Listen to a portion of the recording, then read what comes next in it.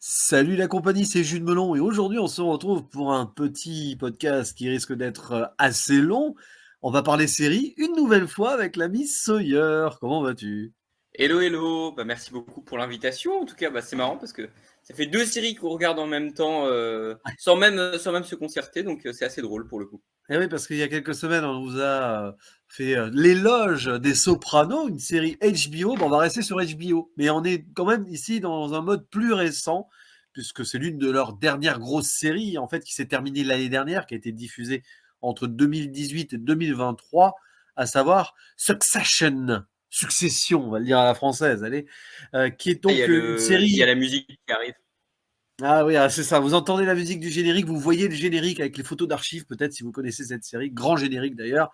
Une série qui est américaine, mais créée par un Britannique, Jesse Armstrong, qui avait fait que des trucs britanniques jusque-là. C'est ça qui est intéressant. Il avait même écrit un épisode Black Mirror qui est l'un des meilleurs, The Entire Story of You, celui où on se remémore le passé, là, il y a le Ah mari oui. jaloux. Oh donc déjà dans l'écriture, on était bien parti. Et au Et niveau d'ailleurs,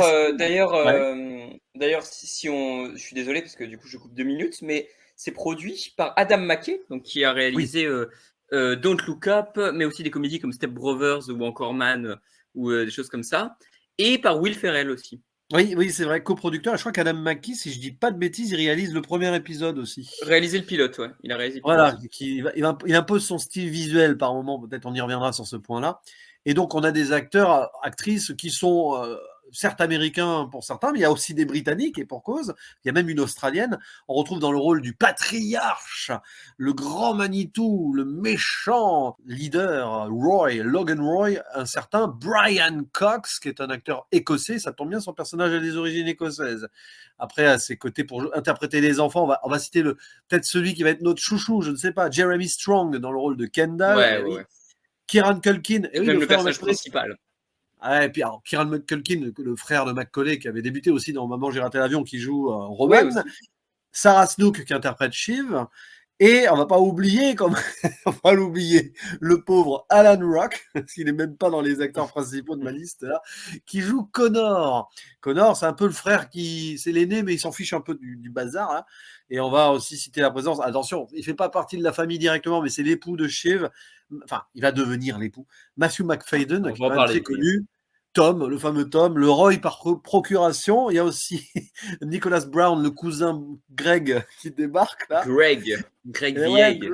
c'est ça, oh là là. Et Hayam Abbas qui joue l'épouse de Logan. Il y a aussi le grand James Cromwell, le berger dans Babe, voilà, qui interprète le Hmm. frère de Logan. Enfin bon, vous avez compris, Et c'est des un peu le rôles, bazar. ouais, et des rôles d'acteurs assez connus aussi, parce qu'on a Oui, dans les saisons d'après, on a Adrian Brody qui joue dans un épisode, et on a aussi Alexander Skarsgård qui lui est c'est beaucoup ça. plus important dans l'avant-dernière et la dernière saison. De Northman, qui est, qui est présent à la fin. Effectivement. C'est un petit peu d'idée, parce qu'il joue vraiment un homme du Nord, un Suédois. Et donc, vous l'avez compris plus ou moins pêle-mêle, là. Si vous découvrez la série, on va faire un petit contexte quand même. C'est une sorte de comédie noire politique, satirique et sur une tragédie shakespearienne d'héritage, où on a un grand mania des médias, Logan Roy, qui possède une entreprise, la Waystar Royco, qui est la cinquième plus gros conglomérat de médias, qui a des croisières, qui a aussi parc d'attractions, etc. Mais Logan, il a 80 ans et commence à se faire un petit peu âgé. Il a des problèmes de santé au début. Et la question se pose, qui va le succéder? Lequel de ses trois enfants? Parce que le quatrième, Connor, le plus vieux, il s'en fiche. Il va faire de la politique à un moment. Mais la politique, on va en parler aussi. Qui de D'ailleurs, faut le Kendall? dire, Connor est très mis de côté, hein. Par rapport Oui, aux mais autres, Connor, même dans son intrigue, tu vois qu'il est très mis de côté. Il est vachement à part dans son arc. bah, il se met de côté lui-même d'ailleurs d'emblée, hein, parce que Oui, c'est voilà. vrai. Et alors la question c'est qui de Shiv, Roman ou Kendall va succéder à Logan? Et on se rend compte que il s'accroche vraiment à son trône de fer, hein, parce qu'on peut le faire le lien quand même vraiment avec Game of Thrones. Il y a quelque chose de ça. Des fois, il y a Il y des a trucs, aussi ouais, très clairement. ben c'est HBO et puis tu as aussi ce côté shakespearien, on en parlait. Alors on est sur une intrigue à la Roi Lear, il y a une petite pincée de Macbeth aussi. Vous voyez là, c'est une famille, mais on a l'impression qu'ils se détestent tous. Mais pourtant, ils se détestent et ils s'aiment aussi. C'est très particulier. C'est presque du sadomasochisme par moment, et c'est Mais évidemment c'est une même la forme de lecture. la série qui est particulière, hein. Oh bah c'est pour ça que c'est Pas une très comédie clairement. aussi. C'est une véritable satire, un pastiche du capitalisme à l'américaine, ce mal américain absolu, enfin ce mal de l'argent qui fait que ces êtres humains sous nos yeux sont tous détestables. Et pourtant, on va un petit peu avoir d'empathie pour eux par moment parce que ils en sont tellement détruits et destructeurs et détruits d'emblée parce que Logan, voilà, on en parlera, mais les enfants quand même, hein, ils ont pas trop de base. On peut pas trop les détester non plus. Évidemment, on va mettre le nez là-dedans. Qui dit média dit politique, dit machination à droite à gauche, et même les histoires d'amour là-dedans, c'est pas évident. C'est et puis la drogue et la C'est compliqué, dépression, ouais. la mort aussi qui rôde hein, tout le temps. Évidemment, il y aura une zone spoiler parce qu'à un moment, on va forcément très vite être obligé d'y aller. Mais alors, et puis on n'a pas parlé de la composition musicale extraordinaire de Nicholas Brittle, mais ça peut-être Effectivement, qu'on y on reviendra. reviendra aussi. Parce que la musique, en plus, là-dessus, il y a des moments où on est dans l'épique, mais un épique tragique. Et donc, bah, premièrement, évidemment, toi, alors, d'ailleurs, on remet un petit peu l'église au centre du village, là, comme le dit cette expression. On doit aussi cette découverte un peu à l'ami Le Bûcheron du cinéma, notre collègue de la 7e illusion, qui nous a dit que c'était une des grandes séries de ces dernières années. Et est-ce qu'on va lui donner tort ou on va lui donner raison? Bah, mon cher Sawyer, quel est ton avis global sur cette série de 4 saisons hein. Donc c'est assez vite vu, mine de rien. Enfin, vite vu, grands épisodes de presque 1 heure quand même. Comparé aux Sopranos, oui, c'est vrai que les Sopranos, Oui. c'est beaucoup plus long. On est sur 83 épisodes, quelque chose comme ça, je crois. C'est plus complet pour le coup. Mais eh ben, écoute, c'est intéressant parce que du coup, voilà, je cherchais un peu une série HBO après avoir fini les Sopranos. Justement, on en revient là. On y revient toujours aux Sopranos. Mais c'est assez intéressant parce que Succession, pour moi, c'est une série, c'est pas ma série préférée de tous les temps ou quoi, mais c'est une série que j'ai trouvée immense, pour le coup, je pense qu'on peut le dire assez rapidement. Mais c'est une série qui, je trouve, ne ressemble à aucune autre série avant elle, en fait. C'est-à-dire que c'est une série qui arrive à imposer quelque chose, c'est-à-dire qu'il n'y a aucun personnage sur lequel tu restes, mais 100% du temps positif ou quoi, tu vois, dans les Sopranos. C'est ça qui est intéressant en termes de comparaison de personnages. Les Sopranos, c'est des bandits, des voleurs, des escrocs, des tueurs, tu vois, ils sont dangereux ou quoi. Mais des fois, tu as de la sympathie, tu vois, pour Tony Soprano, pour son équipe, machin ou quoi. Et il y a des personnages auxquels tu restes toujours attaché. Tu vois, Carmela, tu restes toujours attaché au personnage de Carmela. Là, il n'y a aucun personnage que tu soutiens jusqu'au bout. Je trouve qu'ils sont tous, mais jusqu'au dernier, quoi. Même le cousin Greg ou Ouais. tous à un moment donné détestables. Et la série joue sur ça, sur le fait que c'est des arrivent à rester, enfin, qui ont un sens des priorités différentes, voilà, c'est une manière de le dire, mais et qui sont posés par rapport à ça. Alors ils vont tous utiliser leur méthode, et en même temps c'est pas des nuls parce qu'ils savent très bien employer certaines compétences ou quoi. On le voit notamment avec Roman qui lui commence de rien parce que tu comprends qu'il s'est plus ou moins retiré de la compagnie au début de la série et qu'il y revient assez rapidement après l'événement du premier épisode. On spoilera peut-être pas. Mais c'est vrai que c'est assez conséquent. Et surtout, ce qui est assez intéressant, c'est que moi, et c'est ce qui m'a plu aussi, c'est qu'il n'y a aucun flashback. C'est-à-dire qu'on ne voit rien. Tout est suggéré par rapport à la vie de Logan Roy. Et notamment, il y a un moment où le père va frapper un des enfants, l'autre lui dit ne le frappe pas, etc. Et il y a une vraie construction qui se crée par rapport à ça, qui est tout en subtilité. Et notre avis sur les personnages peut vraiment changer. Donc pour moi, c'est l'écriture à saluer. Après, évidemment, la mise en scène est assez exceptionnelle et c'est une série qui est techniquement assez dingue. Mais je trouve que l'écriture de la série est magistrale. Et c'est pas une série qui plaira à tout le monde, parce que je sais que je l'ai regardée avec ma famille, par exemple, et ont un peu moins apprécié parce que j'ai besoin de me raccrocher à un personnage.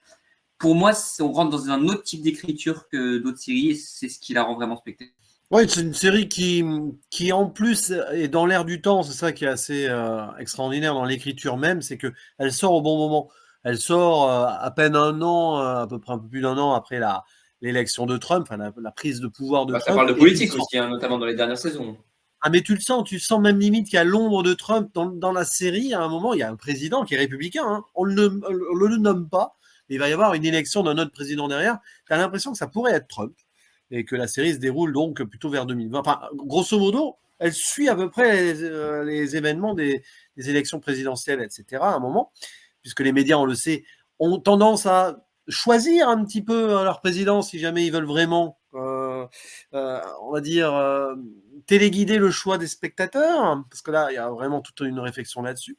Et pour en revenir à mon avis global, c'est une série très forte parce que comme tu le dis, elle a ce côté assez original dans l'aspect sériel télé, et pourtant ancré parfaitement sur HBO, enfin dans l'ADN HBO, parce que c'est là la Oui. continuité d'un Soprano et d'un Game of Thrones. Tu mélanges un peu, tu fais un shake-up, tu es plus dans une idée de média politique et tout. Mais bon, c'est quand même, c'est une autre forme de gangstérisme hein, derrière tout ça, quand même. Bien On sûr, a le oui. côté avide de pouvoir, manipulation, même dans la famille, on va pouvoir se trahir si on peut pour arriver au bout, comme dans Game of Thrones. Tu as exactement cela. Et après, bon, tu as une mise en scène qui est très. Tu l'as dit, alors c'est Adam McKay d'emblée qui a donné ce style-là, mais je pense que Jesse Armstrong, il a donné quelques indications aussi là-dessus. C'est qu'on est centré dedans. On est presque dans une sorte de quasi-documentaire dans les discussions entre les personnages, que ce soit dans l'intime ou dans les affaires. Alors attention, hein, il faut aller au-delà, il ne faut pas bloquer sur les termes techniques, médias, machin, business, parce que c'est vrai que ça peut être lourd. Et d'ailleurs, pour le coup, si tu me le permets, les premières saisons, un peu moins les dernières, mais les premières saisons sont presque filmées à la manière de The Office, comme un espèce de mockumentary. Des fois, la caméra va faire des gros zooms, va se rapprocher des personnages. Il n'y a pas de regard cam, mais des fois, on n'en est pas loin, quoi, pour le coup. Il y en a tout le temps, il y en a même, enfin, il y en a peut-être un peu moins, mais à la fin, ça revient un peu quand même. Dès qu'il se passe, dès qu'il y a une tension, il y a une tragédie qui est en train de se nouer, la caméra va chercher le regard, comme si elle cherchait maladroitement, en tremblant et en faisant ce zoom, de trouver l'âme au fond de personnages qui semblent ne pas en avoir. C'est un petit peu l'idée. On a l'impression parfois que ce sont des robots manipulés manipulés par ce Logan Roy là et tout, qui forcément a donné cette maladie, j'ai envie de dire, à ses enfants, qui va le succéder et tout. Tant et si bien qu'ils en rêvent presque de tuer le père, et pourtant ils l'aiment, leur père. C'est une sorte de truc absolument invraisemblable. Hein. Mais ça, on le voit dans les grandes cours des rois d'antan. Enfin, ça a été déjà écrit, et Shakespeare le faisait très bien aussi. Donc il y a ça, et c'est vrai que la caméra, des fois, là-dessus, elle nous met dans la tension, et on est un petit peu comme pas forcément une mouche, mais tu vois, un petit peu, on espionne de façon espiègle les conversations intimes des grands de ce monde qui, après, devant les caméras, vont faire style, vous voyez, et tout. Mais alors, derrière, le franc-parler qu'ils ont, il y a des répliques de malades dans cette série. Et tu sens que ça pourrait être vraiment ce que disent certains grands de ce monde entre eux, comme ça, en mode toujours plus, quoi, mais toujours plus, à se dégrader l'un l'autre, à dégrader les petites gens, toujours, hein, qu'ils sous-traitent. Qu'ils parlent des autres, c'est même pas des êtres humains à leurs yeux, les non riches, quoi. Il faudra qu'on parle de certains rapports avec des séries, notamment il y a une scène avec Ch qui rencontre un de ses électeurs dans la rue qui est assez impactante à ce niveau-là aussi. Il y a ça, il y a ça, puis dès le début, tu as une scène avec Roman et le petit joueur de baseball là, il dit si tu fais un home run, tu as 1 million. Horrible, horrible, direct d'emblée. Ah bah non, t'as perdu. Oh, c'est dommage, regarde le chèque, hop, hop, hop, il s'en va. Non mais sérieusement, il est terrible. C'est affreux, quoi. Et donc, il y a toute cette idée-là. Et après, on est dans le panier de crabe, quoi. Donc, forcément, très vite, là, les enjeux financiers de qui va racheter quoi, tiens, on va essayer de prendre possession de cette entreprise. Ça, c'est très secondaire. C'est pas dramatique. C'est vrai que ça peut laisser de côté à certains moments parce que il y a certains épisodes qui C'est vont quand la vraiment famille s'en mêle que ça devient Mais vraiment intéressant pour le coup. c'est toujours la lecture derrière, la lecture de chacun à son plan, et chacun va avoir son plan évolué par rapport à la force des choses. Hein. Chaque saison, c'est comme un acte de pièce de théâtre, hein, de toute façon. C'est une Très tragédie en clairement. 4 Chaque saison se distingue vraiment des autres, quoi. Ah, c'est clair. Et Et d'ailleurs, chaque climax, c'est vraiment très impressionnant, quoi. parce que tu as du build-up, mais la saison 3 elle-même retombe. Je sais pas ce que tu en penses, toi, mais personnellement, ce que j'ai ressenti, c'est saison 1, c'est très bien. La 2, elle est extraordinaire. La 3, elle est très bien, mais elle redescend un peu pour nous anticiper le dernier acte. C'est parfois comme ça dans les tragédies, dans les pièces. Et avant l'acte final, Parfois, elle tourne un peu en rond, c'est vrai, ouais. je pense que c'est pas, c'est pas celle-là qui a été faite. Il n'y a pas une grève des scénaristes dans un petit moment. Non, je crois pas. C'est possible. Parce que déjà, Non, il n'y a mais que puis il y 9 a eu le Covid épisodes. entre-temps aussi. Le C'est vrai, Covid, c'est plutôt pour la mais saison. Oui, c'est peut-être la saison du après, Covid, oui. Tout bêtement, après, avec le c'est Covid, très ça a dû compliqué, un tu vois, petit parce peu. que mais tu vois, en même temps, à la fois, je trouve que la saison 3 parfois traîne un peu en longueur, mais à la fois, il y a parmi mes épisodes préférés l'anniversaire de Kendall, absolument Ah, dingue. Le oui, mariage de leur mère, je trouve que est exceptionnel aussi. Enfin, il y a il quand même il des y a des climax de gros malade, quoi. climax. Il y a des gros climax et tout. Puis bon, l'évolution des personnages ne cesse d'ailleurs d'être extraordinaire, mais ça, on y reviendra après dans les spoils. Et Kendall a une évolution remarquable, mais tous, hein, tous. Mmh. Quand tu arrives au bout, tu te dis, ouais, tu en es là, quoi. Et d'ailleurs, dès le premier épisode, tu sens où ça peut arriver, où tu vas en finir. C'est pas une série qui va te surprendre plus que ça, même s'il y a des moments où tu te dis, ah, bien joué, ah, quand même. Mais tu sens très vite que dès le premier épisode, te prend par la main pour t'amener à ça va se finir d'une façon à peu près comme ça. Voilà. Le titre, c'est Succession, de toute façon. Donc, J'avais pas trop envisagé la fin qui était non, mais donnée, dans le pour le sens coup. où enfin, on y reviendra dans la zone spoiler, notamment autour de Kendall, direct, dès le premier épisode, tu sens de toute façon son destin. Tu sens que Son ça peut pas se destin est terminer comme ça. tracé et bon, on en reviendra parce que le jeu de Jeremy Strong est absolument extraordinaire. Je sais pas s'il a eu des Grammy ou autre, parce que là, c'est ce genre de prestation-là. Alors oui, il a eu un Emmy, il a gagné un Emmy, Il est libre. et il sera sûrement, alors je sais pas s'il gagnera parce qu'il y a beaucoup de listes, mais il sera en compétition à Cannes parce il va jouer dans le film. Alors je suis désolé, j'ai oublié le nom du réalisateur, mais le réalisateur de Holy Spider, et où il va jouer. D'ailleurs, c'est marrant qu'on parlait de, tu vois, on parlait de politique et de Donald Trump, où c'est un avocat qui était très présent dans le macartisme et qui est connu pour avoir formé Donald Trump, qui sera joué par Sebastian Stan. Et ce Ah film-là oui, va ouais, être à Cannes cette année, donc voilà, voilà. j'ai vu passer ça. Oui, c'est un film de Ali Abbasi, l'acteur suédois d'origine égyptienne ou C'est ça. iranienne, je sais plus, j'ai Voilà, un Ali doute. Abbasi. Iranienne, ouais, c'est ça. Danois, je crois qu'il Iranienne. est. Enfin bon, bref, c'est ça. Et oui, Holy Spiders, qui était un film très très dur aussi d'ailleurs. Ouais, bah, c'est bien de voir Jeremy Strong qui va peut-être s'imposer maintenant dans le cinéma, parce que là, ouais, ça va fort, hein, c'est fort. De toute façon, ouais, parce qu'on y est là. Acteur, actrice, personnage. Toi, tu retiens qui, à part Pareil, Kendall, parce pareil. que lui, Kendall, il va avoir droit à son petit truc à côté. Mais niveau personnage, tiens, on va faire un petit peu le tour d'horizon. Je crois qu'on va s'amuser là-dessus. On va parler de Logan Alors, Roy. Attention, on est toujours dans une zone non ok. spoiler, donc on ne dit pas qui va prendre sa succession ou pas, machin.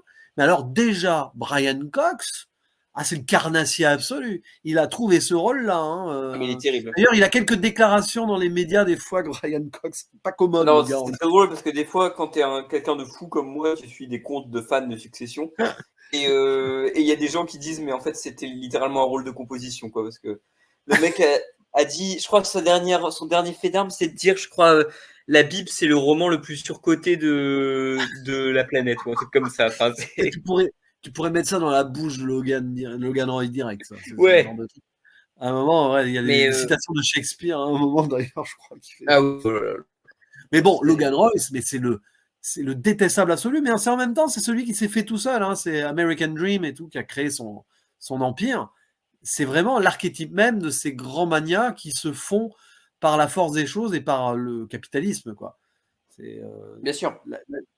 et d'ailleurs, il vient d'Écosse, où il a grandi dans la pauvreté absolue, soi-disant. Bon, ça, c'est peut-être des légendes, on ne sait pas trop. Il a envie peut-être de se faire Après, mousser là-dessus. c'est raconté dans une des dernières Ouais. scènes de la saison 4. Ouais, il y avait des Il y a tout trucs, un mais truc qui bon, est créé. ça reste vague, hein, comme tu l'as dit, il n'y a pas de flashback, on sait juste qu'il y a eu un petit moment familial où ça n'a pas été facile pour lui plus jeune, mais derrière, on sent qu'il y a toute une rancœur, qu'il a tellement souffert, entre guillemets, d'être dans un milieu moyen, pauvre, jeune, qu'en fait, maintenant, il en est venu à développer une détestation absolue des petites gens, et là, bah, Puis, une fois qu'il est en haut, puis et en plus, il supporte pas que ses enfants aient tout sur un plateau d'argent aussi, je pense, hein. et c'est ça qui est terrible, parce que c'est le paradoxe d'un personnage qui leur a donné les clés potentielles. Enfin, il les a laissés graviter autour, hein. À part Connor. Lui, Connor, il a tout compris. À un moment, il s'est dit, je me barre ailleurs.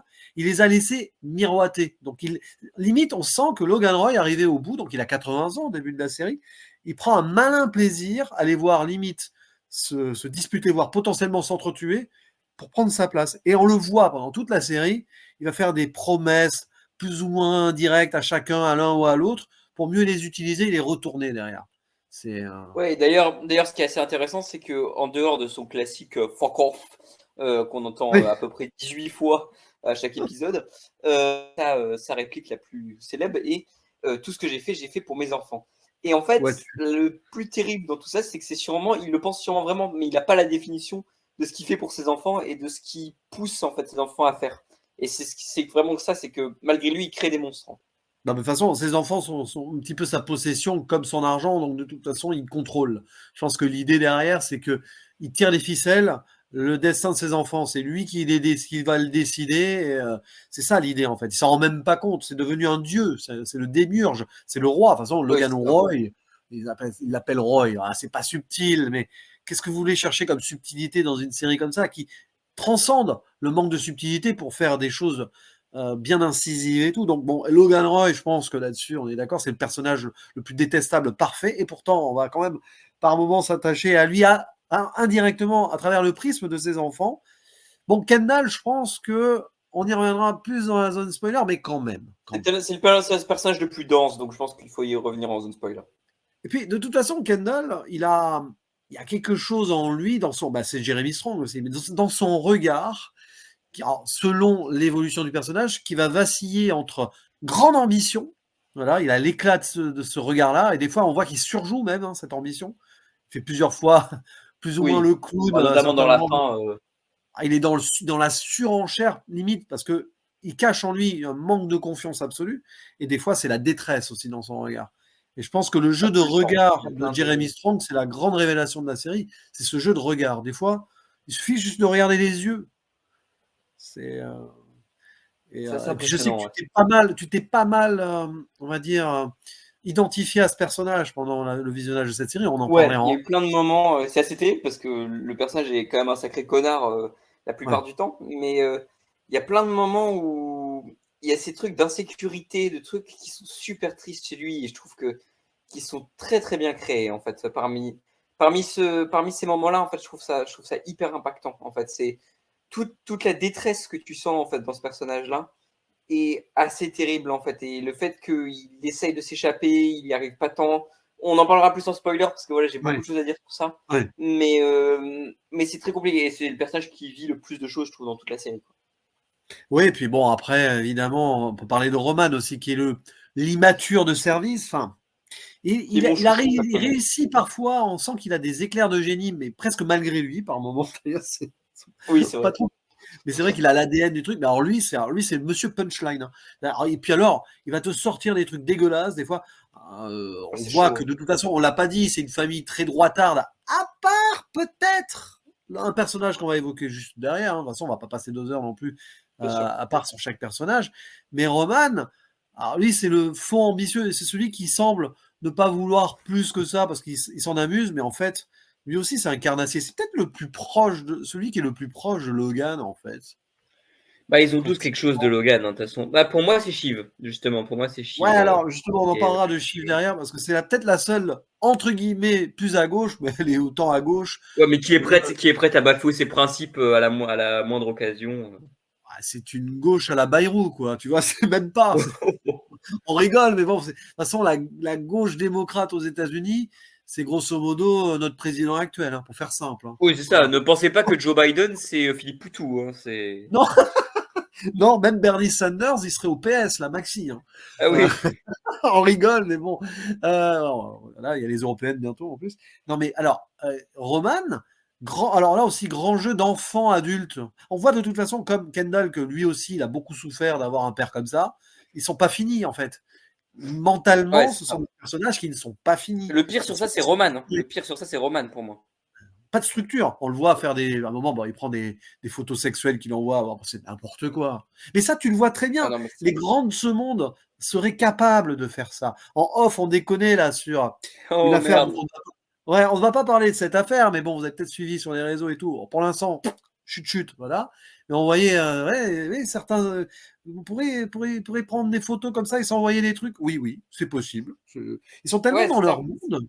Sont tellement dans leur monde que limite ils réfléchissent pas aux conséquences. Et après ils ont tellement de pouvoir qu'ils se disent de toute façon on peut étouffer les trucs quoi. Oui c'est ça. Mais le personnage de Roman c'est le plus intéressant sur ça, c'est qu'il est pas fini. C'est-à-dire que le personnage est bloqué dans une espèce de transe terrible et lui pour le coup c'est celui qui va le prendre le plus cher à la fin je trouve. Mais on en parlera en spoiler. Mais c'est vrai que c'est chaud. On a peut-être une vision un peu différente de la fin là-dessus, mais on verra. Bon, évidemment, Shiv. Alors, Shiv, déjà, pour contextualiser, alors que tous ses frères sont ouvertement à droite, avec Logan, disons, ça soutient du républicain. Il y a une chaîne télé, on n'en a pas parlé, la ATN, qui est une chaîne, c'est Fox News, quoi. Hein. Ça défend les républicains à mort et tout. Et puis, on verra l'élection présidentielle, après, ce sera assez fort. On fera un petit volet politique quand même à part. Mais Shiv, elle veut se démarquer. Alors, on sent aussi qu'elle a un petit peu ras-le-bol de cette famille. Donc, elle va soutenir un candidat démocrate, Gil, je sais plus quoi, là. Et donc, elle énerve sa famille un peu là-dessus. Logan, c'est un peu ridicule. Elle va être très, très proche d'un certain Tom. Parce que on peut difficilement, et c'est ça le drame de Shiv d'ailleurs, c'est parce que elle montre aussi que c'est un personnage qui veut être forte et indépendante, c'est clair, mais malheureusement, dans ce milieu-là qui est patriarcal, elle va toujours souffrir de sa condition d'être une femme. Je sais pas si tu as remarqué ça, et pourtant, c'est Oui, peut-être la plus alors c'est la intelligente. plus intelligente, peut-être. Ouais, c'est ça. Et ouais. Mais elle n'arrive jamais vraiment à s'émanciper des masses. Il y a toute une tragédie autour d'elle. C'est-à-dire qu'elle est toujours en référence soit à un des frères, soit à son père, soit à son mec. Ouais, c'est vrai. Ouais, il y a une vraie. Puis de toute façon, toute la série, on en a pas énormément parlé, mais c'est une question d'emprise aussi, enfin De qui a le contrôle sur qui, mentalement surtout. Et c'est ce qui en fait tout le sel aussi. Et le rapport entre Shiv et Tom, c'est aussi quelque chose qui est très intéressant par rapport à ça. Ouais, puis avec ce couple, ouais, c'est un peu, c'est pas le couple maudit, mais par moment quand même. Bon, ça Bon, va on peut faire une évoluer. transition sur Tom si tu veux. Aussi. Bah, de toute façon, Tom, moi, vous voyez, voilà, on prend Tom, là. Voilà, Tom, pour l'instant, on n'en dit pas plus, mais il va avoir une trajectoire intéressante aussi. Mais Tom, j'ai du mal, alors, autant on a du mal à dissocier Shiv de Tom, mais à partir d'un certain point de la saison, enfin de la série, on a du mal à dissocier Tom de Greg. Alors, Greg, Greg. rappelle, You c'est le cannot make a cousin. omelette without breaking some Gregs, comme dit la série. C'est ça, hein, on peut pas faire de tomelettes sans casser des Gregs. Alors évidemment, en français, ça passe pas. Je sais pas ce qu'ils en ont fait Ouais, un ouais. VF de cette réplique, mais bon, peu importe. Ouais, c'est Euh, intéressant de savoir. alors, Greg, tu vois, c'est le cousin Greg, c'est tout. Le gars, il vient de nulle part. En fait, pour faire simple, c'est le petit-fils du frère de Logan. C'est le petit-fils d'Ewan, joué Ouais, donc par c'est le petit-neveu, Arwen. quoi. C'est ça, c'est le petit neveu, et on le voit au début, mais il est complètement à l'agonie mentalement. Il joue une mascotte, enfin un truc dans un des parcs d'attractions Il de dégueule Western. dessus parce qu'il s'est trop drogué ou un truc comme ça, je crois. Ils se sont mis parce qu'il a fumé les pétards devant les gosses qui se foutent de sa gueule. Il est au bas de l'échelle, quoi. Puis voilà, il va être propulsé là-dedans par sa mère, je crois, hop, et son grand-père, et puis il va débarquer là-dedans, il va être accueilli et il va être utilisé comme une sorte de larbin par Tom. Enfin, un peu par tout le monde, mais Tom va en faire mais son marchepied. Il y a toute une scène d'audition au Congrès à un moment. C'est là où la fameuse réplique Tomlet et Greggs sort. Parce que c'est un email en Ouais, fait et à puis la base. la scène des stylos, enfin des bouteilles d'eau aussi pendant le lockdown aussi, bah, c'est assez dingue. Ah, mais il y a ça, puis il y a une scène aussi Bore on the Floor, il joue des sangliers là pour. Ah putain, oui. Putain, mais c'est l'agonie absolue de ce monde capitaliste qui se meurt en fait. Cette série, c'est vraiment le monde capitaliste qui est en train de se mourir, mais qui, en mourant, se régénère malgré tout de façon incestueuse. C'est de l'inceste Oui. capitaliste. Ils ont beau crever, de toute façon, ils ont généré monstre sur monstre et c'est de pire en pire de génération en génération, on a l'impression. Ça promet pour le futur, ça. Mais donc, pour Tom et Greg, et alors, je sais pas ce que tu en penses, mais il y a une relation très étrange entre les deux. C'est une sorte de bromance mentor-élève. Bah oui, oui. Et t'as du sadomaso dans cette relation, on est d'accord. Hein. Parce que ce que Shiv inflige à Tom, Tom le refoule souvent sur Greg. C'est ça qui est Enfin, intéressant. C'est presque un trio, alors que Greg parle rarement à Shiv dans la série. Mais le rapport entre ces personnages-là est vachement intéressant. Et notamment la conclusion de l'arc de ces personnages. Et d'ailleurs, pendant qu'on est sur Greg, c'est aussi ça, c'est que tu penses que peut-être que Greg va être le seul personnage un peu agréable à suivre, qui va être un peu plaisant ou quoi, qui peut être un peu gentil ou quoi. Et en fait, même lui il se fait bouffer par ce système-là et même lui il se fait corrompre et c'est un des trucs les plus intéressants aussi de la série. non, c'est le bouffon du roi. Quoi. Enfin, c'est un petit peu dans la cour, c'est ça. Ouais, c'est Du coup, ça. il a cet opportunisme d'avoir. C'est celui qui va avoir le nez le plus proche des fesses de celui qui va être le plus haut placé. Quoi. Grosso modo, c'est un petit peu Ouais. l'idée. C'est vrai qu'à un moment, il dilue son humanité. Parce qu'au début, bon, Il a tu du te mal sens à choisir son fragile. camp aussi. Hein. Souvent, Bah, au fur et à mesure des séries, quand les camps vont se diviser, etc., il va avoir du mal à choisir aussi. Hein. ouais, puis il va chercher surtout à son ambition personnelle. Voilà. Il vient de Bien nulle sûr. part, donc pourquoi pas. Puis il se dit de droit, alors qu'il s'appelle même pas Roy, hein, c'est Greg Hirsch. Même pas, tu vois, il a même pas le Oui, nom de c'est ça. Ouais. famille, quoi. Mais peu importe, il s'y croit, quoi. Et bon, bah, et il y a Connor. Et Alors moi, d'ailleurs, c'est l'autre, un. c'est Tom Wamsgard, quelque chose comme ça. Oui, c'est ça. Bah oui, bon, de toute façon, oui, mais bon, en épousant. D'ailleurs, à un moment, il y a toute une scène. Moi, ça me fait marrer, ça. Où il va épouser Shiv. Hein. Bon, c'est pas un spoiler. Et il lui pose la question tu voudrais prendre mon nom et tout. Ou alors, moi, je prends ton nom, je m'appelle Tom Ah Roy. oui. Bah tiens, ça serait pratique. Hein. Tiens donc. Hein. Tu vois hein, Ouais, c'est clin ça. d'œil. Ouais. Hein. Voilà. Et puis, alors, le personnage de Connor. Alors, Alan Ruck, c'est toujours un acteur qui a eu des rôles un petit peu détachés, mais il a commencé dans Ferris Bueller aussi, hein, ce monsieur. Et tu le sens. Mais alors, c'est je m'en foutiste absolu, mais parce qu'il a beau être en dehors du système, bah, il est très content d'y être. À un moment, il veut utiliser ce bordel pour tenter d'être président. C'est un personnage pathétique, Connor aussi. Même sa compagne, elle a l'air un peu déconnectée du monde aussi. Parce que, je sais pas si tu as remarqué, le couple Ah oui, qui oui, forme c'est. avec une sorte de starlet, je sais pas trop quoi. J'ai jamais trop compris ce qu'elle était dans la vie, Ah sa bah, c'est compagne. une call girl, hein. Ouais, c'est C'est ça, bah oui. à la, Oui. Ah à oui, la oui, c'est base, elle, d'accord. elle démarre comme ça. Ouais, ouais, c'est Ah ça. oui, celle dès le début. Oui, oui, bah oui, oui. Ah bah oui, c'est elle. Oui, d'accord. C'est toujours Ouais, la ouais, même personne. C'est toujours Willa, oui. Ah là, ouais. Ah non, mais c'est n'importe quoi. Et déjà, Et alors, le il est pauvre. important de préciser, déjà avant tout, il est important de préciser que bah, Conor Roy était intéressé en politique depuis un très jeune âge. C'est Oui. déjà quelque chose de très important à souligner. Mais voilà, ça s'est placé. Mais déjà, Conor, oui, il est assez intéressant par rapport au fait qu'il est mis de côté, méprisé, notamment dans la dernière saison. Moi, je trouve il a un épisode qui s'appelle Le mariage de Conor, clin d'œil Ah pour les oui. gens qui connaissent la série, mais qui est hyper impactant. Mais c'est pathétique pour Et lui, ouais, surtout. ah, c'est très triste, ouais. Mais on rentrera plus en détail dans les spoilers. Mais ouais, Connor, il a ce truc très. Il a tout un arc qui est assez drôle, qui commence en début de saison 2 et qui est assez plaisant à suivre. Mais lui aussi, il est présenté comme une espèce de gros psychotique, un fou, etc. Mais c'est peut-être le moins détestable puisque le moins abus de pouvoir. Mais il est quand même assez compliqué à apprécier. Mais Ouais. c'est vrai que tu comprends toute la peine et le chagrin de ce personnage-là, notamment aux côtés de son père. Ouais, et puis bon, enfin, il a quand même son ego quand il se présente Ouais. à un moment, il a sa cour, les Conheads, enfin bon, enfin, d'ailleurs, il vit dans une Ah, illusion ouais. absolue à ce niveau-là.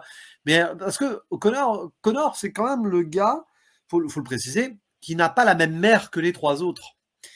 Et Oui, c'est c'est pour vrai. ça qu'il est en rejet aussi. Je crois que la mère, elle a été. Sa mère, bon, c'est pas un spoiler parce que c'est pas une grande, ouais, c'est pas une grande intrigue, mais ouais, sa mère a été internée C'est dans ça, un hôpital interné. psychiatrique. Et tu sens qu'à cause de ça, même Logan l'a sorti un peu de sa. Enfin, c'est pas qu'il l'a sorti de sa vie, mais. Et puis c'est marrant parce que le cast J'ai de l'impression que c'est Alan un Wake. brouillon qui veut éliminer en fait. Ouais.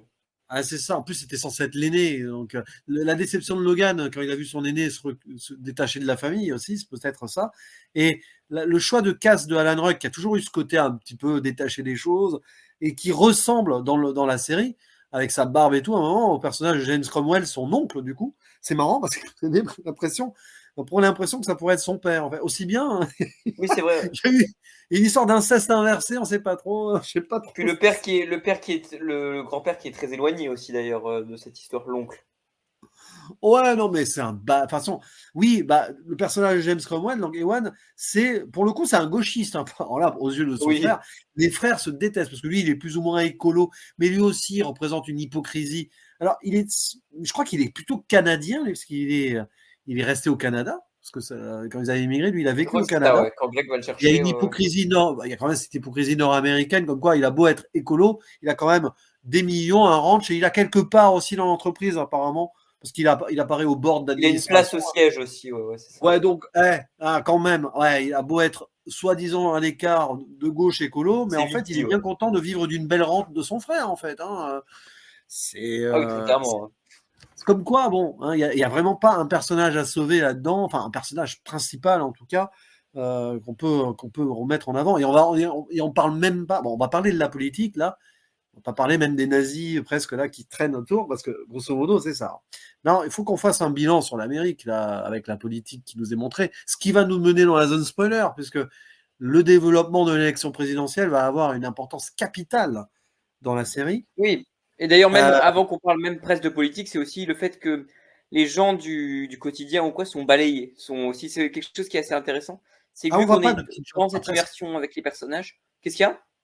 On n'en voit pas des petites gens à part, vite fait, donc quand ils sont bernés là, avec le petit qui joue au baseball, vite fait le chauffeur Ouais, garde on du en corps voit, de mais ils sont Kendall. très mis de côté quand même. Parce que regarde, il y a une scène notamment où Greg doit annoncer en visioconférence que à peu Ah près une oui. centaine de personnes sont renvoyées, mais Oh. c'est fait. Et alors, il y a Tom à côté qui se fout de leur gueule, etc. C'est assez terrible. Il y a une scène avec un suicide dans le bureau et les personnages n'en ont mais rien à foutre, c'est assez incroyable. Ah, ouais. Et voilà, il y a une scène où Kendall doit aussi licencier des gens. Et tout ça est mis de côté, alors que c'est des milliers de vies qui sont impactées et on met de côté les petits parce qu'on est dans cette immersion avec ces personnages-là et des fois c'est presque irrespirable hein, cette atmosphère. Quoi. Ah bah ça l'est, clairement. Et puis de toute façon, on est vraiment dans l'intimité de ces grands déconnectés et détestables. Donc oui, c'est vrai que tout ce qui est à côté bah, passe à l'as. Et alors, bon, l'aspect politique, on va faire simple. Là, on montre, mais ça, c'est une réalité, de toute façon, c'est même pas surligné absolu, que quand il y a des élections présidentielles aux États-Unis, surtout depuis quelques années quand même, alors c'est toute une question de pouvoir et d'argent. Évidemment, le candidat, c'est celui qui va avoir le plus d'argent, mais même là, il faut qu'il soit adoubé avant par des hommes de l'ombre puissants. Et là, on se rend compte que les Roy, C'est ça. à un moment, ils vont faire le prochain président. Alors, Shiv, elle espère casser un petit peu la dynamique familiale, faire élire un démocrate à un moment. On sent que c'est peut-être sa façon à elle de prendre le dessus et de s'imposer comme celle qui va être succédée à son père. Bon, c'est une Par rapport stratégie. assez spécial à chaque président, etc. aussi. Et d'ailleurs, c'est c'est vrai que Logan, il fait toute une liste à un moment. D'ailleurs, ils font même des listes de ceux qui ont perdu aux élections. C'est très amusant, ça, à un moment. Ah oui, c'est vrai. Mais Shiv, on sent qu'elle tente un pari, mais c'est là où on voit qu'elle n'est pas démocrate de cœur. Hein, c'est juste un choix ambitieux. Je suis même pas sûr qu'ils aient des convictions politiques et morales, ces gens-là, à part l'argent, en fait. Ouais. Ça renvoie un petit peu dos à dos. Alors, tu as quand même le candidat démocrate qui, à un moment, avec au Congrès, qui veut faire tomber les Roy, quand même. C'est assez amusant parce que lui, il déteste Logan Roy. C'est peut-être le gars le plus de gauche, du coup, de la série, tu vois. Le démocrate un peu à la Bernie Sanders. On pourrait croire que c'est une sorte de fils Oui. spirituel de Bernie Sanders. À un moment, il y a toute une scène donc, au Congrès et tout. Mais bon, on sent de toute façon que c'est un leurre, tout ça, que ça va pas marcher. Parce que derrière, on a bien compris, là, que c'est à droite, et à un moment, le choix de l'Amérique, eh bien, ils vont essayer de le faire en désignant le candidat républicain, et ils vont choisir le plus nazi de tous, quoi. Enfin, désolé, je balance les mots, hein. De toute façon, je suis pas monétisé. Non, mais, grosso modo, là, Mencken, là, c'est ça son nom, qui ressemble Mencken, d'ailleurs. c'est ça, ouais. Ouais, Mencken. Et l'acteur qui ressemble à comment il s'appelle bon, bref, celui qui jouait le président américain dans Love Actually. C'est un peu, Ah oui, ok, ouais. mais toi, tu n'as pas encore Ah, vu ce Love film. Actually. Mais ah oui, Love Actually, il va falloir que tu le vois un jour. Mais c'est vrai que le côté carnassier américain absolu, évidemment, ça va très bien avec la ligne éditoriale de ATN, avec ce journaliste-là aussi, qui visiblement, je crois que c'est son chien, il lui a donné un nom plus ou moins nazi, Hitler. Ouais, puis il est parti, oui, c'est ça. Puis il parle aussi de la liberté de la presse aussi, puisqu'on a tout un arc avec Pierce aussi, qui est la presse plus ou moins, pas de gauche, mais plus libre que, disons, Etienne. Ouais, Et, c'est ça. c'est aussi assez intéressant aussi par rapport à ça, quoi. C'est vrai qu'il y a le personnage d'Anne Pierce, la chef, là, qui est jouée par Cherry Jones, une actrice qui a joué une présidente, d'ailleurs, dans 24 heures chrono, donc comme quoi, hein, tout est plus Ouais. ou moins lié. Puis Et c'est cette vrai relation entre la Pierce et Kendall aussi, qui dit quelque Ouais. chose de son personnage aussi en détail. Et c'est d'ailleurs là où Shiv, à un moment, alors, sans en dire plus, lors d'un dîner, va se voir Ah oui, putain. trop Oh là là. trop bien, elle va faire une bourde, la pauvre. Tu vois, c'est parce Qui va qu'en peut-être plus, lui elle est goûter d'ailleurs. bah ouais, c'est ça, elle est lancée dans un truc. En plus, elle est en confiance avec des gens plus ou moins de gauche en face, une femme forte qui est présidente de son entreprise et elle se laisse avoir. Souvent, d'ailleurs, ce sont des personnages, je pense qu'on va pas tarder à rentrer dans la zone spoiler, ce sont des personnages qui sont parfois, alors ils ont un manque de confiance, ils sont détruits, ils sont pas finis, mais parfois ils ont cet éclair absolu de surconfiance en eux, ils font des conneries. Et Ouais, qu'il est détruit. terrible. Ouais. Quand ils sont proches d'arriver à leur but, à un moment, bah non, c'est pas Il possible. nie tout. Ouais, c'est ça. Ouais. Et puis alors, avant quand même de faire un zone spoiler, un mot sur la musique. Il y a des moments mais extraordinaires. Alors évidemment, il y a le thème principal du générique, qui est peut-être l'un des meilleurs génériques aussi de ces dernières années. Parce que, en fait, tu disais, il n'y a pas de flashback. C'est faux. Le générique, c'est un flashback. Tu vois déjà. Ouais. Tu vois déjà Qui change de temps en temps aussi d'ailleurs. Ouais, puis tu les vois, les enfants, dans le générique, tu sens déjà qu'il y a le malaise. C'est vrai. Et en fait, ce générique, moi j'ai 4 morceaux que je vais saluer pour le coup, que j'ai là en liste. C'est forcément le thème principal que tout le monde connaît, mais qui lui est vraiment extraordinaire. Je trouve qu'il te fout une espèce d'adrénaline qui est assez dingue. Il y a Adante con moto, je trouve, qui passe à un moment où, quand je te le dis, relâche un truc, parce que pendant toute la saison 2, Kendall est très très mal et au plus mal, et a une discussion avec Shiv à peu près au milieu de la saison. Et c'est ce morceau-là, je sais pas si tu te souviens, quand il est face à un building, sans trop spoil, si tu vois ce que je veux dire. Voilà, ce morceau-là, moi, m'a énormément touché. Et forcément, Adante Risoluto, la fin, le final, le grand final, je trouve que la musique est exceptionnelle. Et aussi, parce que en plus c'est mon petit chouchou, Roman Beats Hearts aussi, la musique, le thème de Roman qui revient souvent et qui lui... Et, et on n'a même pas parlé des morceaux extra-digétiques où Kendall essaye de chanter Honesty, non. Ah ouais. Ou L to the OG. Ou le fameux rap L to the OG. Où il se croit, mais le maître du monde en mode regardez, je vais te faire un truc original et tout, mais il est ridicule et tout le monde se fout de sa gueule. Ouais, c'est terrible. Ça résume le personnage quand même aussi. Et voilà, donc musique et générique, de toute façon, il y a tout sur Spotify, si vous voulez écouter. Ça peut vous faire rappeler des moments de la série en plus. Et alors, évidemment, là, on est obligé d'y rentrer dans la zone spoiler. T'es d'accord avec moi? Ouais. Allez, spoiler. Fuyez si vous voulez découvrir la série. Revenez vers nous d'ici quelques semaines, parce que ça se regarde en 1 mois. Là. Allez, on va dire. Là, il y a 39 épisodes, vous faites un petit épisode par jour, vous revenez dans 40 jours et hop. Alors, la fin, on ne peut pas commencer par la fin, ça serait trop facile. Quoique, disons que Kendall. Non, allez, on a déjà fait sur les Sopranos. On est obligé de faire du Kendall là. On parle de Kendall. Parce que quand même, à plus d'une fois, il se fait bouffer par son père. À la fin de la saison 1, par exemple, il y a un truc qui est terrible où il va pleurer face à son père et son père lui dit « You're my number one boy ». Mes fesses, ouais. Tu le vois dans le regard de Logan en plus. Ah ouais, c'est une manière de le rattraper après l'accident, quoi. Et puis alors, tu as un downfall. Alors, oui, parce qu'on l'a pas dit. Kendall qui retombe dans la drogue parce qu'il allait mieux au début de la saison 1. D'ailleurs, au début de la saison 1, au début de la série, il fait un petit rap il fait son petit rap dans la voiture, déjà, au début de la série. Oui. Mais en fait, il va retomber dans la drogue et tout. Et à la fin, il va être, on va dire, responsable d'un accident d'un jeune qui va mourir. Donc, qui est indirectement homicide involontaire. Donc, Kendall est un meurtrier quand même dans la série. Quoi qu'on en dise. Ouais, c'est chaud. Et d'ailleurs, ça met de côté aussi les petits aussi, parce que aussi on met vachement de côté, même s'il y a toute cette scène terrible après où il doit aller voir la famille et Logan le pousse à y aller après. C'est assez terrible aussi dans la saison 2. La saison 2, de toute façon, ouais, mais bon, il y a un downfall dans la saison 2 et à la fin, il va avoir sa petite vengeance. C'est ça qui est fort avec Kendall. Mais bon, à la fin de la saison 1, évidemment, meurtrier, tout ça, la drogue, alors, la dépression, elle est là. Tu parlais de face à un building et tout. Dans toute la saison 2. Mais oui, mais c'est ça, mais il y a des scènes où on se demande, je dis, ils vont pas le tuer très vite, mais tu te demandes quand même à un moment si dans la série, ils vont pas le finir par le faire mourir, parce que, voilà. Et oui, d'ailleurs, tu as des scènes où il est face à un building. Non, c'est pas la scène avec Adam Driver dans l'opening de Megalopolis là, qui est sorti, mais on pourrait croire, on pourrait faire des liens, le pire, c'est ça qui est terrible. Time stop. Voilà, time, stop, please. Oui, t'as l'impression que le personnage d'Adam Driver dans Megalopolis, ce sera peut-être pas si éloigné que ça de Kendall, on verra, peut-être. Et alors, fin de saison 2, grand, parce que, en gros, c'est le sacrifié. À la fin de la saison 2, il y a un scandale, là, qui court sur plusieurs saisons de la croisière avec des abus sexuels et tout. Et il faut sacrifier quelqu'un. Évidemment, on va sacrifier Kendall. Time for a blood sacrifice. C'est ça. Et blood sacrifice, Kendall, il se porte volontaire, mais en fait, c'est pour mieux balancer son père face aux médias. Et là, il y a le triomphe de Kendall. Là. Et alors, moi, je trouve que c'est l'un des meilleurs moments de la série, cette fin de saison 2.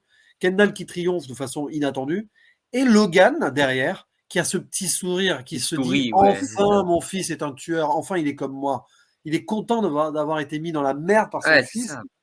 C'est ça, c'est du sadomasochisme à ce niveau-là, quoi. Il attend que quelqu'un... sadomasochisme, comme la relation entre Tom et Shiv qui se dégrade aussi, c'est aussi assez intéressant à ce niveau-là. T'as l'impression que Logan, il attend que l'un de ses enfants le tue.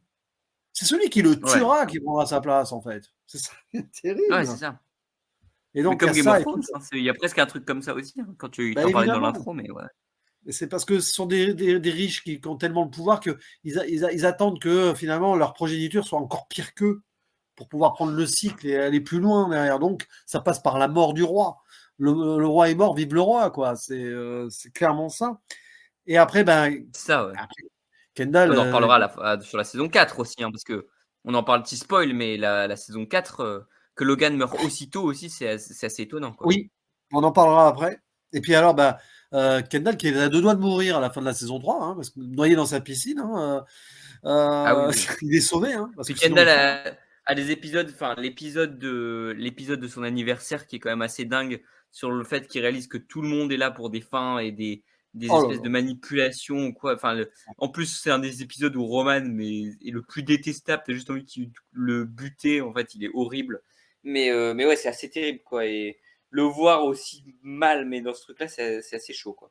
il peut même pas Puis en chanter. plus, il n'y a même pas son honesty. Ouais. C'est pas grave, terrible. Mais en plus, je l'ai vengé. Il a vengé, quoi. On n'en a pas parlé aussi, mais le fait est que Kendall est vachement impacté par ce truc-là et la fin de la saison 3 le montre. Mais il y a un truc assez terrible par rapport à cette espèce d'ascension où il réalise qu'il n'arrivera pas à battre son père, etc. Puis ce dialogue où il lui dit tu vas mourir, mais je vais être détruit quand tu vas mourir. Et dans la saison 4, c'est passionnant, quoi. Et c'est ce qui fait de la saison 4 la meilleure, d'ailleurs, je trouve. C'est l'impossibilité, très vite tu comprends, et dès le premier épisode, que non, Kendall ne pourra pas être le successeur, c'est pas possible, son destin c'est de foirer, he's a failure, c'est vraiment sa tragédie à lui, c'est qu'il ne pourra jamais y arriver. Et alors, il y a le nœud principal qu'on attendait tous, on savait qu'à un moment Logan allait mourir, enfin, ça paraissait évident, mais alors la mort de Logan... dès le premier épisode, quoi.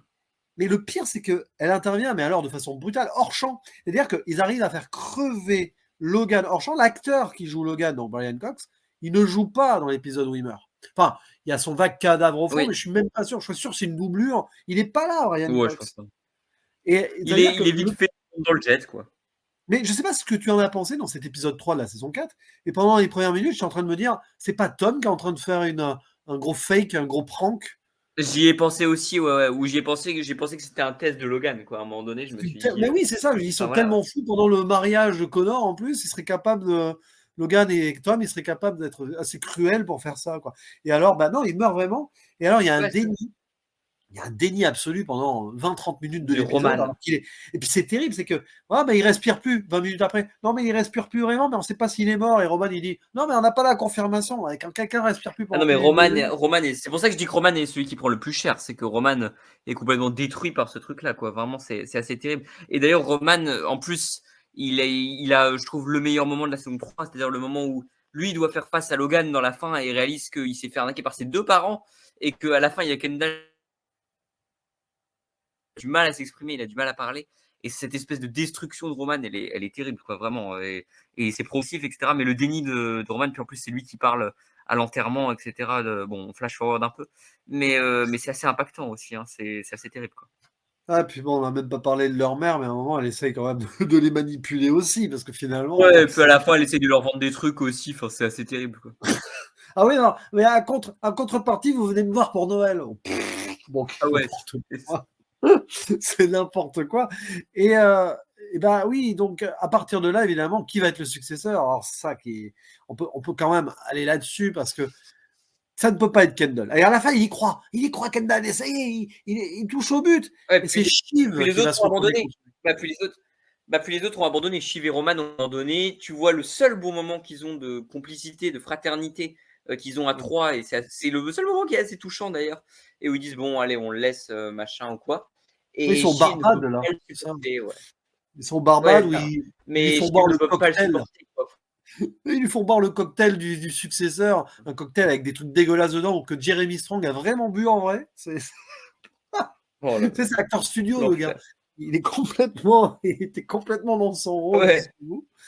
Et donc, bon, on va passer à côté des trucs technico-techniques, comme quoi il y a le Suédois qui va réussir, la Gojo. Là, on va pas parler du Suédois en détail, ouais. The Northman, donc Skarsgård, qui va finalement racheter la Waystar. En fait, elle meurt à la fin. C'est-à-dire que succession ou pas, l'empire de Logan est racheté, en fait, par un truc de réseaux sociaux. On voit d'ailleurs l'évolution du capitalisme ici. Hein. Les médias vont être remplacés par les réseaux sociaux, tout simplement, hein, pour faire simple. Hein, simplification du truc. On est dans le capitalisme 3.0 maintenant. C'est même plus du 2.0 à ce niveau-là. Donc, le Suédois, on voit le Suédois, c'est complètement... Il est encore plus timbré. Hein. Bref. Il est fou. Il envoie du sang à ses secrétaires, machin et tout. Non. Ah non, mais là, on passe à... C'est Elon Musk, quoi, le gars, en fait, un peu, hein, aussi. Hein, c'est ça, ouais. Mais bon, voilà, ça veut dire que ça sous-entend cette série quand même que les leaders de ce monde dans 10, 20, 30, 50 ans, ça va être encore pire. Donc, préparez-vous. Préparez-vous. Et donc, à la fin, non, c'est que Kendall qui peut être le successeur. Non, puisque finalement, l'entreprise, elle est vendue à Gojo. Et c'était qui s'était placé là sans faire de bruit à côté? C'est Tom. C'est Tom qui va être le successeur. Tom, ouais, c'est ça. Tom gagne Celui à qui la pas fin. le roi. Et qui gagne l'ascendance sur Shiv à la fin, qui est assez terrible. Shiv a la pire fin, d'ailleurs, parce que bon, peut-être avant qu'on parle de ça, pour moi oui, mais attends, on va en parler en détail. Mais tu vois, par exemple, le duel de fin où Roman dit que c'est pas ses vrais enfants, machin ou quoi, que Shiv dit cette espèce d'excuse horrible de dire tu peux pas être le successeur parce que t'as tué quelqu'un, machin. Enfin, c'est assez terrible tout ce qui s'envoie à la gueule, tout ce qu'ils retiennent pendant justement cette scène de complicité fraternelle, etc. C'est terrible, quoi. Tu vois leur truc et tu vois ce qu'a créé le père. Et ça se termine par cette espèce de fin incroyable où Roman lui dit mais laisse, we're bullshit. En fait, on vaut rien. On est de la merde, en fait. Et c'est assez terrible, quoi. C'est pour ça que quand tu disais plutôt que Roman avait la pire fin, non? Pour moi, c'est non, le seul. Je disais Roman prenait le plus cher. Oui. Non, en fait, je me suis mal exprimé parce qu'on était en partie no spoil. Mais Roman prend le plus cher par rapport à la mort de Logan parce qu'il a un enchaînement où il a du mal à s'exprimer à la fin de la saison 3 et il prend extrêmement cher et c'est ce qui fait qu'il est presque dans un semi-suicide quand il y a les manifestations là, dans l'avant-dernier épisode. Et donc, pour moi, Roman a abandonné à ce moment-là. Tu vois, Roman n'est plus dans la course. Il a complètement tout lâché. C'est son frère et sa soeur qui doivent venir à sa rescousse quand ils vont chez la mère, quoi. Elle est très passionnante, l'écriture de Roman, parce qu'en effet, il est au bout du bout. Il va, parce que pour contextualiser, ils ont fait élire un candidat républicain. Ils ont fait une annonce trop tôt, alors qu'il y a un bureau de vote qui a brûlé. Donc, en gros, ils ont forcé la décision finale, alors qu'en fait, ils auraient dû compter prendre le temps. Brûlé à cause des fascistes, faut le dire. Ah oui, soi-disant. Non, mais d'ailleurs, c'est marrant parce que pour Roman et tout, qui devient très très de droite quand même. Non, mais c'est peut-être une conspiration. Je suis sûr que c'est des gauchistes qui se sont fait passer pour des fascistes. Ouais, c'est ça. On a compris. Donc, évidemment, le président, on sent qu'il a été élu, mais qu'il n'est pas légitime. Mais c'est pas grave. Donc, il y a des manifestations. Et Roman, à un moment, il est au bout de sa vie. Il va les provoquer et il a envie de se faire tabasser. Et justement, à ce moment-là, il y a une sorte de mort spirituelle. Et derrière, il sait qu'il n'est plus rien. D'ailleurs, c'est lui qui va le dire. We are nothing. Et c'est lui qui va faire le deuil de la succession. C'est pour ça qu'à la fin, il lâche prise et à la fin, il est tranquille, apaisé, à boire son cocktail, le fameux cocktail. Il est retour à la case 1. Le cocktail de Jerry, d'ailleurs, dont on n'a pas parlé. Mais fameux Jerry avec les dick pics, hein, aussi. Ouais, voilà, c'est ça. Mais puis ce besoin d'avoir une espèce de rapport maternel malsain de Roman, ça c'est terrible, quoi. Enfin, c'est horrible. Mais ouais. Et le fait est que Roman ne perd pas grand-chose parce qu'il retourne à la première case. Et en fait, cette espèce de sourire à la fin, on voit qu'il est brisé, mais qu'en même temps, il a compris que ça valait rien. Et que voilà. Et le plus triste dans tout ça, c'est qu'il va sûrement plus revoir ses frères et sœurs. Mais il a perdu ça, mais sinon, il est de retour à la première case, contrairement à Shiv et Kendall dont on va parler. Puis bon, potentiellement, il est quand même le bras droit, le conseiller du président. Bon, on pourrait imaginer quand même qu'il risque de tomber, le président. Mais non, dans cet univers-là, il reste au pouvoir, c'est sûr. Donc, il y a ça. Et Shiv, alors, c'est bon. On parlera sur Kendall après, parce que la toute fin, évidemment, elle mérite un petit moment à part. Et Shiv, ce qui est terrible, c'est qu'en plus, elle voulait se séparer de Tom. Hein, elle était enceinte, elle lui a pas dit. Il y avait un divorce en cours, quoi. Puis finalement, il est enceinte, il fait une espèce de stratégie ou un truc comme ça. C'est assez terrible. Enfin, c'est horrible. Merci Greg, hein, avec ses Gregs. Il a cassé des Gregs, mais bon. Ouais. Et donc, elle vient, à la fin, Shiv revient. Greg, peut-être avant qu'on parle de Shiv mais Greg. Et Kendall, on peut parler de Greg aussi. Greg, c'est l'opportuniste absolu. Finalement, c'est peut-être le plus détestable, encore plus, parce que il veut devenir ceux qui sont détestables déjà par défaut et par héritage. On pourrait presque leur trouver une excuse d'avoir été l'enfant de ce tyran, mais Greg, il s'impose comme un rejeton de tyran il refuse d'ailleurs l'héritage de son grand-père. C'est ce que lui dit Ken, il lui dit ça à son anniversaire. Mais c'est un parasite aussi, Greg. Hein. Il se colle au truc, il lâche pas. Il veut choisir le camp décisif. Enfin, il est horrible sur ce plan-là aussi. Hein. Non, mais Greg, on peut imaginer une suite 10-20 ans après, il va devenir pire que tous là. Tu peux être sûr qu'il peut faire de la politique. clairement. Et donc, Shiv, elle revient vers Tom. Presque, pas forcément, mais bon, elle n'a pas envie d'élever son enfant seul. C'est un peu. On en revient à ce qu'on disait. Ce qui est terrible, on en revient à ce qu'on disait tout à l'heure, c'est que elle en revient à sa tragédie d'être une femme dans ce monde patriarcal, en fait. Et à la fin, elle revient vers Tom, qui est devenu le roi. Elle lui met cette main à la façon. Tu tends la main là. Et puis il se regarde pas. C'est-à-dire qu'elle va devenir maintenant l'épouse du roi, mais par dépit, par dégoût même. Ah ouais, Quelle tristesse. Quelle tristesse, quoi. C'est sa façon à elle d'être le plus proche possible d'un pouvoir qu'elle n'aura jamais, en fait. Ouais, et en plus, elle porte en elle le successeur futur, quoi, qui va avoir un destin peut-être encore pire. Sûrement, en plus. C'est limite. C'est là, moi je parlais de sadomasochisme tout à l'heure, mais là, on est dans le masochisme absolu, c'est que non seulement elle s'impose ça, mais elle impose ça à son enfant aussi, d'emblée. Elle lui donne ce destin, elle aurait pu se barrer, élever son gamin ailleurs et tout. C'est pas comme si elle n'avait pas assez d'argent sur son compte en banque, en plus. Oui. Mais non, elle veut rester. C'est presque comme si elle voulait. Pour avoir une espèce de notion de contrôle et de pouvoir, quoi, malgré elle, quoi. Enfin, elle veut que son père reste à travers elle un petit peu à la tête du bordel, quoi. Elle se sacrifie. Sacrifice, hein. Et puis Kendall. Alors Kendall, à la fin, il perd tout. Mais il est au bout. Enfin, il va se balader là où Logan se baladait un peu de temps en temps. Avec ce piano, une suite de piano, mais terrible, hein, à la fin. Avec son garde du corps, tout ça. Dante con risoluto, ouais. Voilà, et puis alors, c'est là où parce qu'on ne l'a pas dit, mais les 4 dernières, les épisodes des 4 dernières saisons, enfin, chaque saison a un dernier épisode, dont le titre est un extrait d'un poème d'un poète américain qui s'est suicidé en plus. Donc tu te dis. D'ailleurs, on peut parler de la fin alternative, si tu veux. Alors, il y a une fin alternative. Alors, après, on ne sait pas si elle a été filmée, mais elle a été écrite, en tout cas, où Kendall se serait jeté à la flotte, donc se serait suicidé. Qui aurait été un peu trop corny, je trouve. Donc, c'est bien qu'il est enlevé. Trop direct, pas assez subtil pour ça. Et là, à la fin, Kendall, en fait, tu sens qu'il est entre deux mondes. Il marche vers son purgatoire, on ne sait pas trop. Il marche face à l'océan sur cette jetée, en faisant face. Bah ouais, c'est ça. Puis ça, je t'en ai parlé en off, mais c'est aussi son rapport à l'eau, c'est-à-dire que c'est là où il coule avec le serveur, mais c'est aussi là où il risque de se suicider. Et quand il réussit le truc de Living Plus là dans la dernière saison après la mort de Logan, il va se baigner, il est heureux, machin. Il y a un vrai rapport de l'eau qui représente la compagnie. Et là, il veut peut-être s'y jeter ou il veut peut-être, on ne sait pas, mais il est face à cette eau avec une barrière et il n'est plus accessible et il peut plus rien faire. Avec, en plus, alors j'ai mangé son nom, je suis désolé, mais cette espèce de garde du corps qui est l'ombre de Logan Roy, c'est comme s'il était mort de l'intérieur avec cette espèce de fantôme de Logan Roy qui est représenté par ce bodyguard derrière lui, quoi. Ouais, de loin, tu pourrais imaginer que c'est le fantôme du père qui ne le quittera jamais. Et ce qui est terrible, c'est que, en plus, oui, Kendall, il a failli mourir dans la flotte aussi parce qu'il avait trop bu. Donc, jusqu'au bout, quoi. Et là, à la fin, tu vois, il y a l'océan qui est. En fait, il fait face à cet océan qui a amené son père. Pas en Amérique d'abord, au Canada, mais l'idée, elle est là.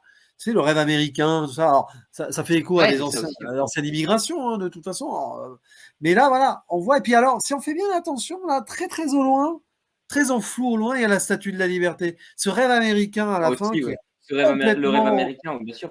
Dont on parlait aussi dans les Sopranos, d'ailleurs. On le voit même plus, ce rêve américain très loin, qui est diffus, qui n'existe plus. Là, on a tout le cynisme, en fait, là. Les dégâts causés par un Kendall qui doit avoir la quarantaine, quoi, hein, par quelqu'un qui est un héritier de ces grands riches américains qui, avant lui, comme son père, en profitaient, tu vois, et qui ne veulent pas partager derrière. Même leurs propres enfants, certains se refusent même d'imaginer partager ça avec leurs enfants, quoi. C'est l'égocentrisme absolu d'avoir été le leader. C'est-à-dire qu'en gros, Logan, il savait d'avance, d'emblée, qu'aucun de ses enfants serait le successeur, en fait. Enfin, bien sûr. Ou alors, il pensait que. Puis dans ces dernières heures, il était très proche de Tom aussi. Hein. Mais c'est ça, puis il fallait. En fait, c'est ça qui est intéressant parce que, comme je te le disais, je pense qu'il aurait fantasmé que son successeur le tue. Mais vraiment, comme dans les anciennes tragédies et tout. Hein. Mais finalement, quand il meurt, ses enfants ne sont pas là.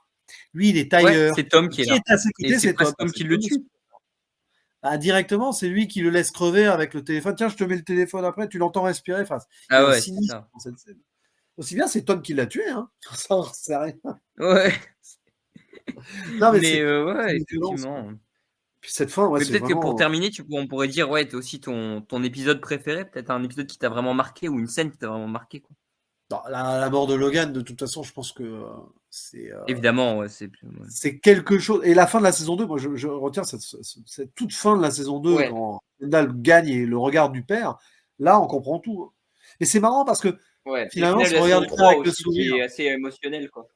Mais tu Puis vois, c'est aussi le seul moment de fratrie qu'ils ont aussi quand ils révèlent qu'il a tué cet homme, etc. Et que Roman est là pour l'aider, plus ou moins. Et c'est assez touchant aussi, je trouve, sauf que la ça le construction coule. qui se crée et ouais, qu'il le coule et qu'il le jette aussi, plus tard, dès qu'ils en ont l'occasion, c'est horrible, quoi. Ça scelle son destin quand il révèle la mort, enfin, qu'il ait tué quelqu'un. Ouais.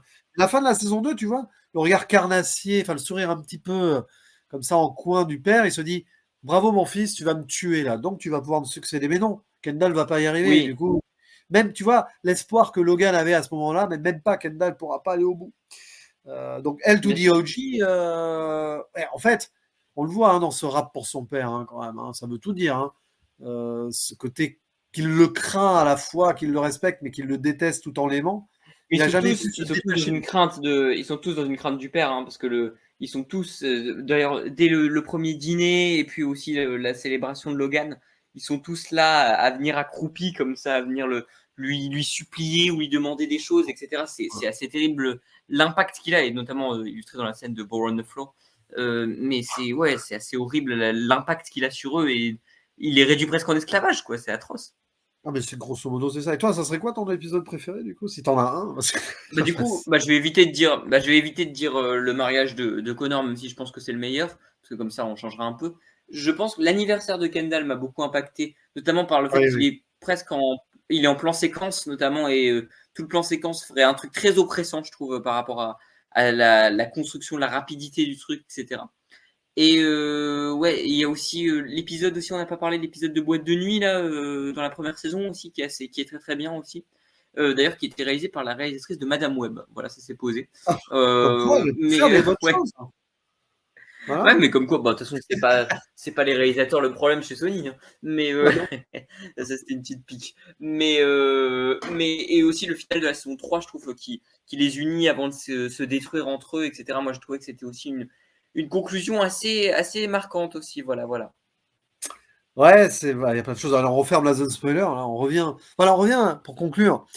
Parce que là, on a lâché beaucoup d'énergie sur tout ce qui a pu se passer. Parce qu'il s'en Effectivement. passe des choses. Même si la finalité n'est pas une finalité, là, pour le coup, même si, on le dit souvent, hein, c'est le voyage qui compte, la destination moins, mais quand même, la destination, à un moment. Ah ouais, la destination, elle est waouh. Voilà, donc il y a des choses quand même là-dessus.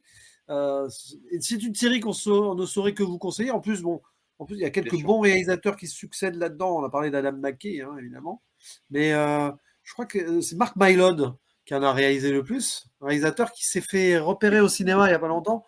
Je crois que c'est en 2022 avec The Menu. Je ne sais pas si tu l'avais vu, le Menu. Ah, je savais pas que c'était lui, tu vois. Ouais, c'est lui. Alors, c'est pas un film extraordinaire pour plein de raisons. Faudrait que je le mais c'est voie. pas à cause de la réalisation, c'est plus parce que le message était un peu trop. Ça manquait de la subtilité, de Ouais. la succession. Mais il y avait ce côté comédie riches, noire machin, ouais. cynique sur les riches. Alors, je pense que de toute façon, c'était un peu dans le délire. Mais bon, pour faire simple, Succession. Alors, c'est intéressant parce que dans les séries, limite, bientôt, on pourrait faire un top série HBO. Ah ouais, c'est ça. Après, on parle de The Wire. Ouais, c'est ça. Enfin, The Wire, il paraît que c'est un immense morceau aussi. Apparemment aussi, ouais. Il y a des gens qui m'ont harcelé après. Ah, la prochaine, c'est The Wire. Je sais, ouais, j'ai vu moi aussi, on me l'a dit. Ouais. On va peut-être attendre cet été, là, parce qu'on va avoir une fin d'année scolaire chargée. Mais vous le savez, jamais 203, on en fera une troisième de vidéo série comme ça. Bon, une troisième, une quatrième, on en sait rien. Une quatrième. Mais non, mais dans les séries, on peut dire que HBO, c'est quand même une mine d'or, quoi, pour ça. Pour les séries. Ah ouais, non, mais. On en parlait pour des Sopranos, mais ils ont révolutionné l'univers de la série. Et encore, il y en a une que tu n'as pas vue, qui est sortie un peu avant Succession, c'est de Leftovers aussi. Qui est... Il faut que je vois, parce que Damon Lindelof aussi. Hein, et j'ai vu Watchmen, j'ai vu Lost, donc il me manque plus que celle-là. Et j'ai adoré. Tu verras, de Leftovers, c'est l'effet miroir de Lost. C'est très différent, mais tu sens quand même qu'il y a un deuil de Lost. Parce qu'il y a genre 120 épisodes ou quoi, mais il faudrait qu'on fasse Lost aussi. Hein. Oh là là, mais Lost, ça mériterait une sorte de live absolu. Enfin là, il faut ramener une vidéo en 4 parties. Non, mais là, il y a plein de gens. Là, c'est comme Twin Peaks. Vous voulez qu'on fasse des podcasts sur Twin Peaks ou Lost? C'est pas pareil, c'est pas possible. Et encore, là, tu vois, sur Succession. Un podcast par épisode, ouais, c'est ça. Il y en a qui le font sur Spotify. J'en ai vu un sur Succession d'ailleurs. Karsten Runquist, qui est un cinéaste, un YouTuber cinéma américain que j'aime beaucoup d'ailleurs. Ah, mais ça, les Américains, ils aiment bien faire des gros podcasts pour chaque épisode. Ça débrief, C'est l'époque dorée des forums. HBO le font eux-mêmes maintenant d'ailleurs, parce que sur Last of Us, sur la dernière série de Park Chan-wook aussi, The Sympathizer, j'ai vu le premier épisode aussi, mais ils font maintenant, ils sortent en même temps, je crois qu'ils sortent mardi alors que les épisodes sortent lundi. Ils sortent mardi, le jour d'après, il y a un podcast avec les créateurs qui en parlent, etc. Succession, il y a aussi un podcast officiel avec Jeremy Strong qui en parle, etc. Je veux pencher là-dessus pour le coup, parce que là, ça m'intéresse beaucoup. T'as pas connu l'époque dorée des forums à l'époque de Lost où à chaque épisode il y avait 8 pages de commentaires sur l'épisode au bout de 2 heures. C'est absolu ça. Mais bon, en tout cas, Succession, on ne saurait vous la conseiller. Bah là, vas-y, allez-y, foncez. C'est en plus avec le monde. C'est une grande série. C'est une série moderne, c'est vraiment sur le monde actuel, presque peut-être avant-gardiste aussi sur certains points, je ne sais pas. Mais presque à la manière, tu vois, c'est pas les mêmes créateurs, mais presque à la manière dont moi j'interprète le Loup de Wall Street, c'est-à-dire même si je sais que t'as pas un grand amour pour le Loup de Wall Street, mais presque à la manière dont Scorsese dit avec le Loup de Wall Street que les nouveaux gangsters sont des traders et le plus terrifiant dans cela, c'est que c'est légal et qu'ils sont pires. Là, c'est presque quelque chose comme ça. C'est qu'on a eu les Sopranos, maintenant on a ça. Ils sont plus horribles et c'est plus légal. Et c'est presque quelque chose de terrifiant là-dedans que je trouve assez hypnotisant pour le coup. C'est marrant parce que comme j'en parlais en off à l'ami Adam, le bûcheron du cinéma, qu'on resalue encore parce que c'est sa série, quoi, là. Bien sûr. Aussi. Il a dit, il y a même un côté Ridley Scott dans la façon de montrer ces grands du monde et tout. Parce que pense à Gladiator et tout, il y a de ça là aussi. Là, dans Gladiator, tu as quand même le père, Marc Aurèle, qui refuse que son fils prenne le. Alors, c'est pas pareil. Ah oui, parce oui. C'est trop cruel, mais il y a une idée de. Non, la filiation fera pas tout.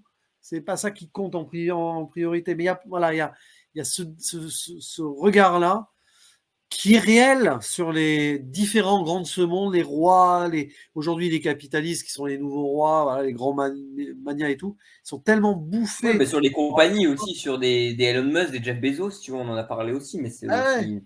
C'est un retour par rapport à ça aussi. Je crois que Succession, on peut finir là-dessus, a été inspiré par la famille Murdoch, Rupert Murdoch et tout. Apparemment, c'est le mania australien. C'est vrai que j'ai vu passer ça. Ouais, donc il doit y avoir, Jesse Armstrong et tout, il a dû s'entourer de gens qui ont connu, il a dû se documenter. Et je suis sûr qu'il y a certaines répliques là-dedans qui ont dû se dire, d'une manière ou d'une autre. Bien sûr. Le coup de. Mais d'ailleurs, moi je trouve que. Mais Tom Net et Greggs, ça c'est le genre de délire. Tu sais, de Startup Nation à mort, là, bien sûr, c'est pas dans ça. Et d'ailleurs, donc voilà, moi, pour conclure, je pense que je dirais que je trouve que c'est la plus grande série récente et c'était le meilleur show à la télé actuellement. Bon, maintenant qu'il est fini, c'est The Bear. Regardez The Bear, c'est super bien. Mais il faut que tu le regardes d'ailleurs, c'est vraiment super. Je suis sûr que ça te plairait pour le coup. Mais ouais, en tout cas, regardez The Bear, mais surtout regardez Succession parce que c'est une série impressionnante, impactante, qui en plus, on n'a pas énormément parlé de la mise en scène, mais qui sait super bien filmer les grands angles, les petits comme les grands, etc. Il y a vraiment une espèce d'immersion, mais qui est respirable, tu vois, à force. Moi, c'est quelque chose qui m'a passionné. Et voilà, regardez cette série, je la trouve phénoménale. Caméra qui bouge, parfois qui tangue un petit peu. On a l'impression d'être toujours sur cet océan, finalement. Ouais, puis c'est ça, c'est presque l'impression de bateau. Et d'ailleurs, on voit le final de la saison 2, il se passe sur un bateau parce que c'est presque un truc d'abordage qui va passer par-dessus bord, quoi. Des fois, ça manque de subtilité, mais c'est aussi ça. Et tous les personnages qui s'envoient l'espèce de patate chaude. Et voilà. Mais il y a tellement à dire sur cette série que là, même en 1h10, on n'a pas tout couvert. Non, mais je trouve que c'est une série immense. Donc je vous invite à la regarder. Et merci beaucoup pour l'invite parce que, encore une fois, on a pu parler série de manière posée et c'était super cool.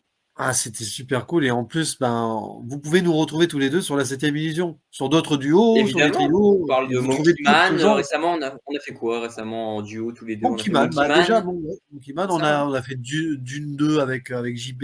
Avec JB, ouais, c'est ça. Ouais. Non, mais retrouvez sur la 7e division, il y a de très beaux duos, trios, voilà, qui se mélangent. Et surtout parce qu'on a envie de parler cinéma avec vous. C'est ça qui est important. Ouais, Cinéma bien ou sûr. Et série. n'hésitez pas à nous parler dans les commentaires aussi. Voilà, oui, Ouais, dans les d'ailleurs, commentaires. série aussi, on a parlé de Fallout. Ouais. Oui, vous avez parlé, c'est vrai, avec Monsieur Cinéchaud. Et voilà, discutez là en commentaire, là, parler de Succession, c'est important parce que votre rapport à cette série, vous en avez eu des très bons commentaires sur Les Sopranos, même l'ami Microciné. On était étonné qu'il aime la série autant. Mais voilà, Succession, je pense qu'il y a pas mal de gens. Alors, je sens que notre ami Bûcheron qui va sortir sa hache pour commenter. Et à très bientôt, parce que évidemment, il y aura des suites, il y aura d'autres séries, d'autres discussions. Ici ou ailleurs, de toute façon, c'est jamais la fin. Et on vous dit à la prochaine. Ciao, ciao. À la prochaine. Ciao, ciao.